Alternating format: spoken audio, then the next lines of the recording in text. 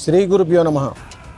ఆదిపరాశక్తి క్షేత్ర పీఠాధిపతులము నిత్య విద్యానంద భారతి స్వాముల వారిగా మేము స్పందిస్తూ ఈ మధ్యకాలంలో గత 2 రోజులు 3 రోజుల నుంచి ఒక విషయం మా దృష్టికి వచ్చింది.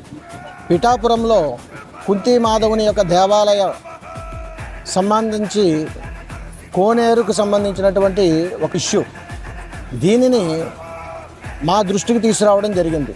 ఆ ప్రాంగణమంతా కూడా చాలా సంవత్సరాల నుంచి నిరుపయోగంగా వదిలేసేసి ఎండోమెంట్ వారు కూడా దీన్ని పట్టించుకోకుండా రకరకాల వికృత చేష్టలకు నిలయంగా మారినటువంటి ఆ ప్రదేశం ఈ రోజున అభివృద్ధి పనులు చేపట్టి ప్రక్షాళన దృష్ట్యా దానిని ప్రారంభం చేస్తున్నటువంటి సమయాన కొంతమంది హిందూ ధర్మంలో ఉంటూనే హిందూ ధర్మాన్ని కించపరిచేటువంటి విధంగా వారి ప్రయాణం ఉండడం అనేటువంటిది చాలా శోచనీయంగా ఉన్నది.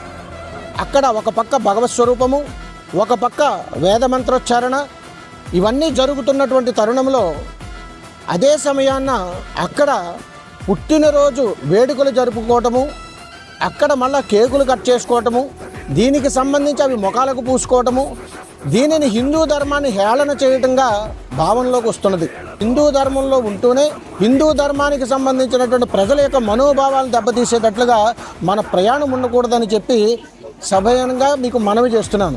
రాజకీయ నాయకులే పక్కన ఉంటూ హిందూ ధర్మాన్ని పరిరక్షించవలసినటువంటి సంఘ నాయకులే పక్కన ఉండి ఇంతటి దౌర్భాగ్యపు పరిస్థితిని దగ్గరుండి చేయించడం అనేటువంటిది చాలా అవమానపరిచినట్టుగా దీన్ని భావిస్తున్నాం.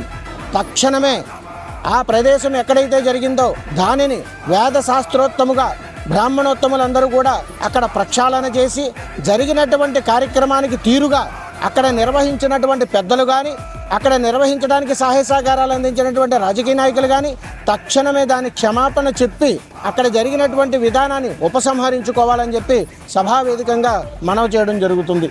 హిందూ సనాతన ధర్మాన్ని పరిరక్షించుకోవడం కోసమే రాజకీయ పార్టీలు ఉన్నాయి తప్ప మీ స్వలాభాల కోసం, పార్టీల కోసం, వేడుకల కోసం దేవాలయాలు లేవు. ఇది ఆధ్యాత్మిక చింతన, ఆధ్యాత్మిక భక్తే తప్ప పుట్టినరోజు వేడుకలు ఇతరితరాలు ఉండవు. మీకు అంతగా మీకు చేసుకోవాలని అనిపిస్తే అదే ప్రాంగణంలో కొన్ని వందల మందికి అన్నం పెట్టండి, అదే ప్రాంగణంలో కొన్ని వందల మందికి కళ్యాణాలు చేయండి, అసలు వస్త్రదానాలు చేయండి. మనకు సంబంధం లేనటువంటి ప్రయాణాలతో కూడుకున్నటువంటి పాశ్చాత్యక సాంప్రదాయాలతో కూడుకున్నటువంటి వేడుకలు దేవాలయ ప్రాంగణంలో చేయడం ఏమిటండి?